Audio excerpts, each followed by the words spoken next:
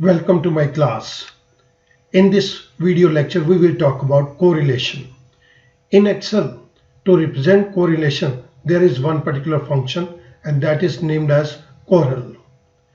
First of all, we will understand the meaning of correl. It measures the strength of the relationship between the relative movements of two variables. The correlation values range between -1 and +1. So correlation दो variables की movement को major करता है और इस relationship को -1 और +1 के अंदर दिखाया जाता है. ए correlation of -1 shows a perfect negative correlation while a correlation of +1 shows a perfect positive correlation. सो अगर कोरिलेशन -1 है ये परफेक्ट नेगेटिव कोरिलेशन कहलाएगा और अगर ये +1 है तो ये परफेक्ट पॉजिटिव कोरिलेशन कहलाएगा. इस पर्टिकुलर वीडियो को 3 पार्ट के अंदर डिवाइड किया गया है. We will take up 2 examples, part 1 and part 2. Then we will make a comparison of these 2 examples in the part 3. Let's start with that. Correl function examines 2 sets of data to determine the degree of relationship between 2 variables. 2 variable हैं और उन 2 variables के अंदर कोई relationship है. उस relationship को examine करने के लिए एक्सेल के अंदर हमारे पास कोरल फंक्शन है. मैं इसके लिए आपके सामने 2 एग्जांपल लूंगा. फर्स्ट एग्जांपल के अंदर हमारे पास कुछ डेटा इस तरह से है. हमें एक कॉलम के अंदर मंथ दिए गए, दूसरे कॉलम के अंदर average temperature during the month दिया गया है और तीसरे कॉलम के अंदर हमारे पास सेल ऑफ एयर कंडीशनर्स लिए गए हैं. ये बताया गया है कि नंबर ऑफ यूनिट्स सोल्ड, किस किस महीने के अंदर हमने कितने कितने यूनिट्स बेचे और किस किस मंथ के अंदर एवरेज टेम्परेचर कितना था. सो हमारे पास मंथ्स का एवरेज टेम्परेचर दिया गया है और उसके अंदर मंथ्स के साथ साथ कितने एयर कंडीशनर की सेल हुई है हमें ये दिया गया है. हमें इसके अंदर कोरिलेशन देखना है, क्या ये एवरेज टेम्परेचर और सेल ऑफ एयर कंडीशनर के अंदर कोई कोरिलेशन है. तो इसके लिए हमारे पास एक फंक्शन है दैट इज कोरल और उसका सिंटेक्स कोरल array1 array2. मैं आपके सामने इसी फंक्शन को टेकअप कर रहा हूं. Equals to correl, this is array1, array1 means group 1, comma this is array2, parenthesis close. I press enter, I get some value that is 0.90. मैं इस फंक्शन के अंदर जो मैंने फिल किया है मैं स्टूडेंट्स आपके सामने इस चीज को प्रेजेंट कर देता हूं. 2 डिफरेंट हमने एरे लिए हैं.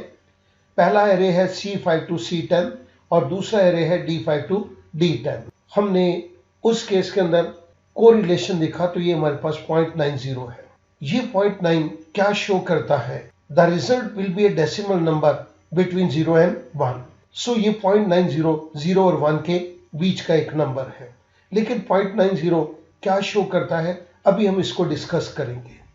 पहले मैं एक और एग्जांपल को टेकअप करूंगा. This is correlation correl function part 2. In the part 2 I will take up one more example.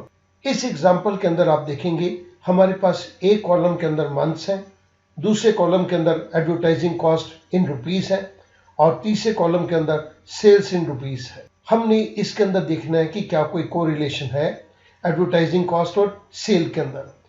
अगर हम 30,000 रुपीस एडवर्टाइजिंग कॉस्ट के ऊपर खर्च करते हैं in the month of January तो हमारी सेल 2 लाख रुपीस की है. और अगर हम फरवरी के महीने के अंदर 10,000 रुपया खर्च करते हैं एडवर्टाइजिंग कॉस्ट के ऊपर तो हमारी सेल 3 लाख रुपए की है. क्या इन दोनों वेरिएबल्स के अंदर कोई कोरिलेशन है या नहीं? आइएगा चेक करते हैं. सो कोरिलेशन निकालने का एक्सेल के अंदर formula coral. array1, this is my array1. array2, this is my array2. I close parenthesis and now I press enter. मेरे पास एक वैल्यू आ गई 0.21. ये वैल्यू के लिए मैंने किस तरह से एरेज दिए हैं ये एरेज भी मैं आपको इस जगह के ऊपर शो कर रहा हूं. G5 to G10 this is the first array, H5 to H10 this is the second array. जब मैंने पेरेंथेसिस को बंद करके एंटर प्रेस कर दिया था तो मेरे पास रिजल्ट आया था 0.21। हमने पहले ही कह दिया the result will be A decimal number between 0 and 1। सो ये हमारे पास एक डेसिमल नंबर आ गया 0 और 1 के बीच में, that is 0.21। Now I am going to make a comparison of part 1 and part 2। हमने कोरल फंक्शन के अंदर दो फंक्शंस को किया, एक पार्ट 1 के अंदर और एक पार्ट 2 के अंदर। अब मैं कोरल के इन दोनों फंक्शंस को मैं कंपेयर करूंगा। Students, please note that the more it is nearer to 1, that is the higher the result, the greater the correlation between two variables and vice versa। अगर तो ये correlation 1 के नजदीक है तो high correlation है, और अगर ये 0 के नजदीक है तो ये low correlation है। एक बारी मैं यहां पर दोबारा से कोरल फंक्शन को इंप्लीमेंट कर रहा हूं।